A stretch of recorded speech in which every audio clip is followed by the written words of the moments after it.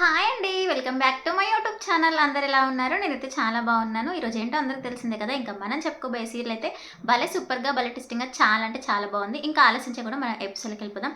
ఎపిసోడ్‌లోకి వెళ్ళిపోయే ముందు ఈరోజు సీరియల్ యొక్క ముఖ్య ఉద్దేశం తెలుసుకుందాం. ఇంకా ఈరోజు సీరియల్ యొక్క ముఖ్య ఉద్దేశం ఏంటంటే, ఇంకా శ్రీవల్లి అయితే ఆ నగలైతే దాచిపెడుతుంది కదా! ఇంకా అడ్డంగానైతే ప్రేమకి మరి నర్మదకి దొరుకుతుంది కదా! ఇంకా దొరికాక వాళ్ళు తనని ఎలా బిహేవ్ చేస్తారో అదంతా వాళ్ళ పుట్టింటికి చెప్తే, మళ్ళీ వాళ్ళ నాన్న తనని కాంప్రమైజ్ చేద్దామనుకుంటే వాళ్ళ మమ్మీ మళ్ళీ తనకి పగ ఎక్కువ చేసేలా చేసి పంపుతుంది. మరి ఇదంతా ఎక్కడికి దారి తీస్తుంది? మరి శ్రీవల్లి యొక్క చదువు గురించి బయటపడుతుందా లేదా అనేది మనం ఇంకా ఈరోజు సీరియల్‌లో చూద్దాం. ఇంకా సీరియల్ కంటిన్యూస్‌లో భాగంగా వెళ్ళినట్టయితే ఏం జరుగుతా ఉంటుందంటే, ఇంకా అక్కడైతే పూజ అయితే అయితూ ఉంటుంది. శివపార్వతుల పూజ అయితే జరుగుతూ ఉంటుంది. ఇంకా శివపార్వతుల పూజ జరుగుతూ ఉంటుంటే ఇంకా పంతులైతే అంటాడు, పూజ మంచిగా జరిగింది. అమ్మ ఆడవాళ్ళందరూ లేసి వాళ్ళ వాళ్ళ భర్తల కాళ్ళు మొక్కండి, ఆశీర్వాదం తీసుకోండి. ఇంకా ఈ పూజకి ఇక్కడికితో సమాప్తం అవుతుంది అనేసి ఇంకా పంతులైతే చెప్తా ఉంటాడు. ఇంకా చెప్పాక అప్పుడైతే అందరూ అంటే ఇటు రామరాజు వాళ్ళ జంట, సాగర్ వాళ్ళ జంట, పెద్ద కొడుకు వాళ్ళ జంట కూడా అందరూ శ్రీవల్లి వాళ్ళు కూడా ఆశీర్వదించుకుంటారు.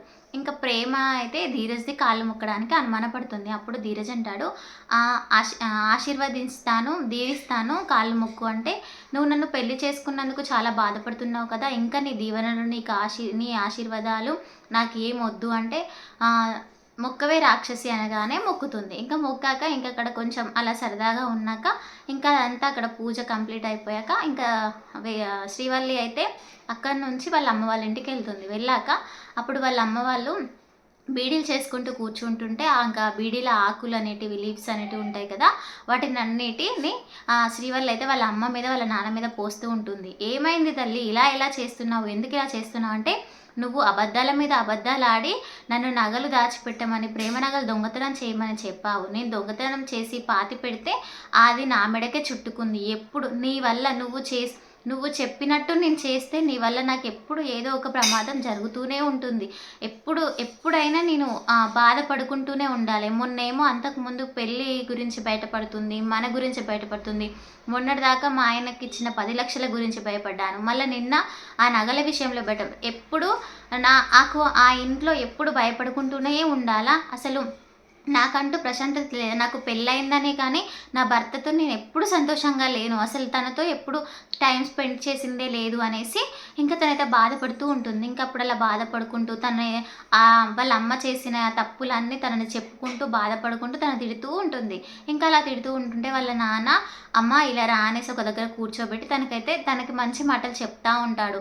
ఇలా కాదమ్మా, అలా నువ్వు నీ భర్తతో సంతోషంగా ఉండాలంటే నువ్వు చేయాల్సింది ఏంటంటే, నువ్వు ప్రేమ జోలికి, నర్మద జోలికి వెళ్ళొద్దు. నిజంగా వాళ్ళని పొగడతడమే కాదు, వాళ్ళు చాలా మంచి వాళ్ళు. ఎందుకంటే నీ కాపురం గురించి ఆలోచించి నీ గురించి ఇంట్లో వాళ్ళకి చెప్పకుండా ఉన్నారు. అంతేకాని వాళ్ళ కాపురాల జోలికి నువ్వు వెళ్ళకుంటే నీ కాపురం జోలికి వాళ్ళు రారు కదా!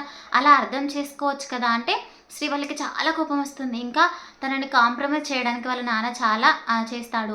ఇప్పటి వరకు ఏదో అయింది. ఇప్పుడు నువ్వు వాళ్ళ జోలికి వెళ్ళకుండా వాళ్ళ వాళ్ళ మ్యాటర్స్‌లలో ఇన్వాల్వ్ కాకుండా వాళ్ళ వాళ్ళ వాళ్ళ పని చేసుకొనిస్తే నీ సంసారంలోకి, నీ కాపురంలోకి వాళ్ళైతే అడుగు పెట్టరు కదా! నువ్వైతే చాలా హ్యాపీగా ఉంటావు కదా అనేసి ఇంక చెప్తా ఉంటుంటే, ఇంక వాళ్ళ అమ్మొచ్చేసి అలా కాదు, ఇలా నువ్వు వాళ్ళని నీ గుప్పెట్లోకి పెట్టుకోవాలి అది ఇది అనేసి ఇంకా చెప్తా ఉంటుంది శ్రీవల్లి. మళ్ళీ వాళ్ళ మీద పగ పెంచుకుంటుంది. వాళ్ళ నానేమో పగ తగ్గియాలనేసి చెప్తా ఉంటుంటే, ఇంకా వాళ్ళ మమ్మ అయితే పగ పెంచాలన్నట్టుగా చూస్తూ ఉంటుంది. ఇంకా అలా చూస్తూ ఉంటుంటే, అయినా నువ్వు ఆల్రెడీ ఎగ్జామ్ రాసేసావు. ఇంకా అందులోకి అంటే రిజల్ట్ రావడమే బాకీ ఉంది. ఎందుకంటే ఆల్మోస్ట్ నువ్వు ప్రేమ పోలీస్ ఆఫీసర్ కావడానికి ఇంట్లో చెప్పేశావు.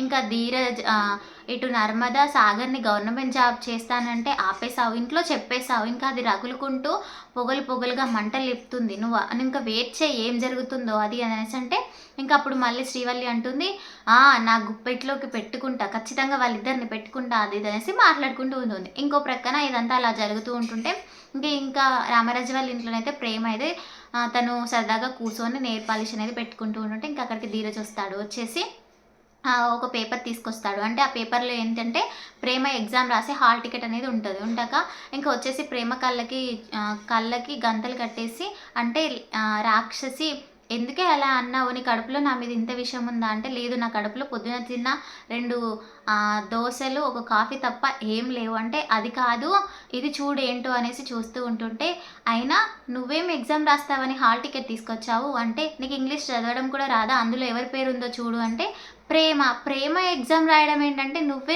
రాక్షసి పేరు అంటే, నేను ఎగ్జామ్ రాయడం ఏంటి, ఇక హాల్ టికెట్ ఎక్కడిది, నేను అప్లై చేయలేదు కదా అంటే, నేను అప్లై చేశానంటే, ఎందుకు అప్లై చేశావంటే, ఇంకా ప్రేమకైతే ధీరజ్ నేను సర్ప్రైజ్ చేయడానికి నేను అప్లై చేశాను అనేసి చెప్తాడు. ఇంకా అప్పుడు ప్రేమ అయితే చాలా హ్యాపీగా ఫీల్ అవుతూ ఉంటుంది. ఇంకా అలా ఫీల్ అయ్యాక, చూసింది చాలే కానీ ఇంకా నువ్వు ఎగ్జామ్కి ప్రిపేర్ కా, హైదరాబాద్లో ఎగ్జామ్ ఉందంటే, హైదరాబాద్ రోజు జాగింగ్ చేయడమే దొంగతనంగా చేస్తున్నాను, ఇంకా హైదరాబాద్కి వెళ్ళి ఎగ్జామ్ రాయాలంటే మామయ్య గారు చంపేస్తారంటే, నిన్ను పోలీస్ ఆఫీస్ చేయడం నా బాధ్యత, నేను ఆల్రెడీ నా బాధ్యత తీర్చుకున్నాను, ఇంకా నువ్వైతే ఖచ్చితంగా రాయలే. నువ్వు ముందు ఈ మాటలన్నీ ఆలోచించకుండా ఫస్ట్ ఎగ్జామ్ ఎలా రాయాలి, ఎలా కాన్సన్ట్రేషన్ చేయాలని దాని గురించి ఆలోచించు అనేసి అన్నాక, ఇంకా ప్రేమ అయితే హ్యాపీగా ఫీల్ అవుతుంది.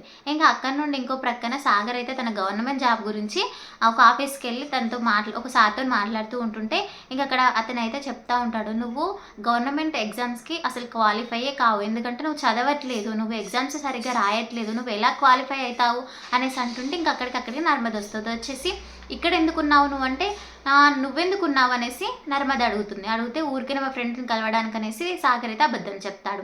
సరే మనం ఇంటికే కదా వెళ్ళేది అనేసి నర్మద అయితే సాగర్ని ఇంటికి తీసుకొని వస్తుంది. ఇంకా మధ్యలో అడుగుతూ ఉంటుంది బండి పైన, ఏంది సాగర్ ఎప్పుడు లొడా మాట్లాడుకుంటూ వచ్చేవాడివి, అసలు ఈరోజు మాటలే లేవంటే, మాట్లాడకపోతే అలా అనుకుంటున్నావు నువ్వు అనేసి అన్నాక, ఇంకా అందరూ నైట్ అయిపోతుంది. అందరు కూర్చొని సరదాగా భోజనం చేస్తూ ఉంటారు. ఇంకా అప్పుడు ప్రేమ ఉన్ను నర్మద అయితే అనుకుంటారు కదా, ఎలా అయినా వల్లి అక్క చదువు గురించి బయట పెట్టాలి, వల్లిని గవర్నమెంట్ జాబ్ అన్న ఏదైనా జాబ్ చేసి తనని దృష్టి మళ్లించాలి అనేసి ఇంకా టాపిక్ అయితే ముందుకు తీసుకొస్తారు. ఇంతలోనే తను ఎంఏ ఇంగ్లీష్ చదివిందా లేదా అనేది, బయటపడుతుందా లేదా అనేది ఇంకా మనం ముందు ఎపిసోడ్లో చూద్దాం. ఇదండి ఈరోజు ఎపిసోడ్. ఇంకా నా వీడియో మీకు నచ్చితే ప్లీజ్ లైక్ చేయండి, షేర్ చేయండి, కామెంట్ చేయండి. మరిన్ని మంచి వీడియోస్ కోసం మన ఛానల్ని సబ్స్క్రైబ్ చేసుకోండి. థ్యాంక్స్ ఫర్ వాచింగ్ అండి. బాయ్.